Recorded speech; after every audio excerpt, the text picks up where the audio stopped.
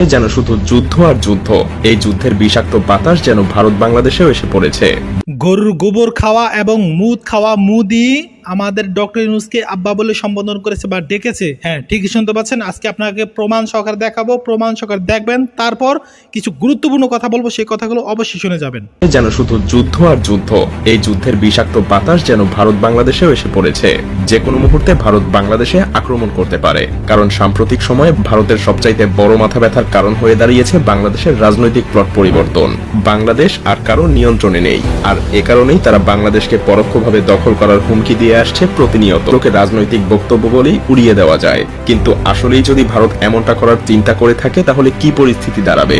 বাংলাদেশ কি পারবে পৃথিবীর চতুর্থ বৃহত্তম ভারতের মতো সামরিক দানবের মুখোমুখি হতে, নাকি নতুন আর একটা গাজায় পরিণত হবে? নাকি ভারত বাংলাদেশকে আক্রমণ করলে নিজেই বিভক্ত হয়ে যাবে, আলাদা হয়ে যাবে সেভেন সিস্টার? আজ চলুন সেই বিশ্লেষণই করা যাক। ভারতীয় সেনাবাহিনীর সংখ্যা প্রায় 13 লাখ, যা চীনের পর পৃথিবীর দ্বিতীয় সর্বোচ্চ সৈন্যের অধিকারী দেশ। তবে ভারতের সেনাবাহিনীর একটা বড় অংশ তাদের অভ্যন্তরীণ নিরাপত্তায় নিয়োজিত আছে। কাশ্মীর, মধ্যপ্রদেশ এবং পূর্বাঞ্চলের 7টা রাজ্যের, যাদেরকে আমরা সেভেন সিস্টার হিসেবে জানি, সেখানকার বিদ্রোহীদের দমন করতে ভারতীয় সেনাবাহিনীর একটা বিশাল অংশ সেখানে নিয়োজিত আছে, আর তাদেরকে সেখানে থাকতেই হবে। তা না হলে সেভেন সিস্টার সহ আরো বেশ কিছু রাজ্য বিভক্ত হয়ে যাওয়ার প্রবল সম্ভাবনা আছে। অন্যদিকে পাকিস্তানের সেনাবাহিনীর অ্যাক্টিভ রিজার্ভ সবকিছু মিলিয়ে সংখ্যা প্রায় 7 লাখের কাছাকাছি, যাদের একটা বড় অংশ সবসময় ভারতকে আক্রমণ করার সুযোগ খুঁজতে মুখিয়ে থাকে। আর এতে করে ভারতীয় সেনাবাহিনীর অন্ততপক্ষে 8 লাখ সৈন্য প্রয়োজন পাকিস্তান এবং নিজেদের অভ্যন্তরীণ সব সংকট মোকাবেলা করতেই। এখানেই শেষ না, ভারতকে অবশ্যই চীনের আগ্রাসন থেকে বাঁচার জন্য আরো 3 লক্ষ সেনাবাহিনী চীন ভারত সীমান্তে সবসময় মোতায়েন রাখতে হয়। কিন্তু অবশিষ্ট 2 লাখ সৈন্য নিয়ে ভারত যদি বাংলাদেশে আক্রমণ করতে চায়, তবে সেটা যেন ভারতের জন্য হবে নিজের পায়ে নিজের কুড়াল মারার মতো। কেন বলছি এই কথা? কারণ সামরিক বিশেষজ্ঞরা মনে করেন কোন দেশকে দখল করতে গেলে সেই দেশের শক্তির চাইতে 3 গুণ সৈন্য থাকা প্রয়োজন। মজার ব্যাপার হলো, আপনি যুদ্ধ বিমান দিয়ে শত্রুর দেশকে শুধু ধ্বংসই করতে পারবেন, কিন্তু দখলে নিতে গেলে অবশ্যই আপনাকে সেখানে মোতায়েন করতে হবে পদাতিক বাহিনী। আর তাই ভারতের 2 লাখ সৈন্য দিয়ে বাংলাদেশকে দখলে নেওয়া সম্ভব না, কারণ বাংলাদেশের সেনাবাহিনীর সংখ্যাও একেবারে কম না। আর তাই বলাই যায়, এই পরিস্থিতিতে ভারতীয় সেনাবাহিনীর জন্য বাংলাদেশকে আক্রমণ করা অসম্ভব। চীন পাকিস্তান নিজেদের স্বার্থে ভারতকে সীমান্ত থেকে দূরে ব্যস্ত রাখতে বাংলাদেশকে অস্ত্র দিয়ে সহযোগিতা করার সম্ভাবনা অনেক বেশি, যা ভারতের জন্য কাল হয়ে দাঁড়াতে পারে। কিন্তু ভারতের সক্ষমতা কিন্তু এখানেই শেষ না, কারণ তাদের আছে পৃথিবীর অন্যতম আধুনিক এবং বিশাল শক্তির বিমান বাহিনী। তবে মজার ব্যাপার হলো, তাদের সেখানেও রয়েছে বেশ দুর্বলতা, কারণ তাদের পর্যাপ্ত যুদ্ধ বিমান আছে ঠিকই, কিন্তু লজিস্টিক সহযোগিতা করার সক্ষমতা অতটাও নেই। কারণ ভারতীয় বিমান বাহিনীর কাছে মাত্র 10টা হেভিওয়েট পরিবহন বিমান এবং 30টা মিডিয়াম ক্যাটাগরির লজিস্টিক বিমান রয়েছে। অথচ ভারতের মতো একটা বিশাল দেশে সৈন্য এবং রসদ মোতায়েন করতে এই কিছু ট্রান্সপোর্ট বিমান কোনোভাবেই যথেষ্ট হবে না। যেমন 2020 সালে চীনের সংঘর্ষের সময় ভারতের ট্রান্সপোর্ট ফ্লাইটের অভাব স্পষ্ট হয়ে উঠেছিল। বেশ কয়েক সপ্তাহ সময় লেগেছিল ভারতের সৈন্য এবং সরঞ্জাম মোতায়েন করতে। এর ফলে বাংলাদেশের বিরুদ্ধে যুদ্ধ করতে গেলে ভারতের বিমান বাহিনীর লজিস্টিক ফ্লাইট কোনো বড় ভূমিকা পালন করতে পারবে না। তবে ভারতীয় বিমান বাহিনীর কাছে প্রায় সব মিলিয়ে 500টা যুদ্ধ বিমান আছে, এবং এতে কোনো সন্দেহ নেই এত সংখ্যক বিমান দিয়ে তারা অল্প কিছু সময়ের মধ্যেই বাংলাদেশকে ধূলিসাৎ করে দিতে পারে। কারণ বাংলাদেশের কাছে এমন কোনো শক্তিশালী যুদ্ধ বিমান নেই যা ভারতীয় ফাইটার জেটগুলোকে মোকাবেলা করে। এই সাথে নেই তেমন কোনো শক্তিশালী আকাশ প্রতিরক্ষা ব্যবস্থা।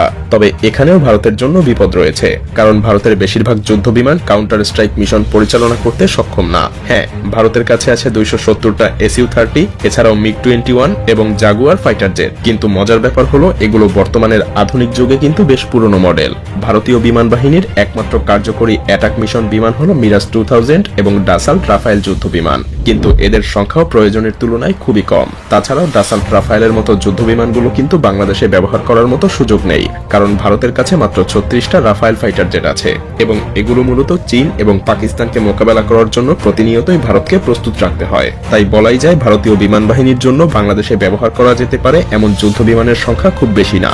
ভারতের বিমান বাহিনী একদিকে যুদ্ধ বিমানের সংকটে ভুগছে, অন্যদিকে পাকিস্তানের কাছে রয়েছে বিপুল সংখ্যক জেট এবং F-16 যুদ্ধ বিমান, যার সামনে ভারতীয় রাফায়েল যুদ্ধ বিমানও যথেষ্ট কার্যকরী হওয়ার সম্ভাবনা খুবই কম। এদিকে চীনের বিমান বাহিনীর তুলনায় ভারতের বিমান বাহিনীর সামরিক শক্তি অনেক পিছিয়ে। সুতরাং 40টা মিরেজ 2000 দিয়ে বাংলাদেশে আক্রমণ চালানো ভারতের জন্য অসম্ভব।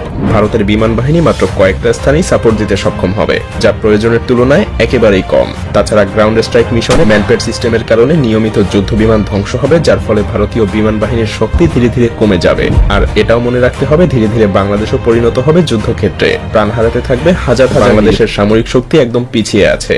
এখানে বাংলাদেশও মিলিটারি শক্তির দিক থেকে যথেষ্ট শক্তিশালী একটা দেশ। তাছাড়া বাংলাদেশ সেনাবাহিনী প্রতিনিয়ত নতুন নতুন অস্ত্রশস্ত্র ক্রয়ের দিকে মনোযোগী হচ্ছে। সেই সাথে আপনাকে এটাও মনে রাখতে হবে, বাংলাদেশ সেনাবাহিনী বর্তমানে দক্ষিণ এশিয়ার তৃতীয় বৃহত্তম শক্তিশালী বাহিনী এবং এই বাহিনী দেশের যে কোনো বিপদের সময় নিজেদের সবকিছু দিয়ে লড়াই করতে প্রস্তুত। এমনকি এটা বললেও ভুল হবে না যে বাংলাদেশ সেনাবাহিনীর পেশাদারিত্ব এবং দক্ষতা ভারতীয় সেনাবাহিনীর চাইতে অনেক এগিয়ে। কারণ বাংলাদেশ সেনাবাহিনী এখন পর্যন্ত পৃথিবীর 43টা দেশে প্রতিনিয়ত যুদ্ধ করার অভিজ্ঞতা লাভ করছে। বিপরীতে ভারতীয় সেনাবাহিনীর যুদ্ধের অভিজ্ঞতা আন্তর্জাতিকভাবে খুবই সীমিত। বাংলাদেশ সেনাবাহিনী জাতিসংঘের অধীনে প্রায় অর্ধশতাধিক দেশে সরাসরি যুদ্ধের অভিজ্ঞতা অর্জন করেছে।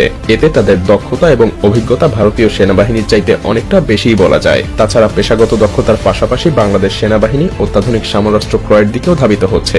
বিশেষ করে বিভিন্ন আগ্রাসন মোকাবেলায় বাংলাদেশ পৃথিবীর বিভিন্ন দেশ থেকে যুদ্ধ ট্যাঙ্ক, যুদ্ধ বিমান এবং অন্যান্য সমরাস্ত্র সংগ্রহ করছে, যা বাংলাদেশের নিরাপত্তা ব্যবস্থা আরো মজবুত করবে। এমনকি বাংলাদেশ তুরস্কের কাছ থেকে বেশ কিছু সংখ্যক বর্তমান পৃথিবীর সবচাইতে অত্যাধুনিক ড্রোন বায়ারাক্তার TB2 কিনেছে। আরো কিছু সংখ্যক কেনার জন্য চুক্তিও করেছে, যার মাত্র 50টা দিয়েই ইউক্রেন হাজার হাজার রাশিয়ান যুদ্ধযান ধ্বংস করেছিল।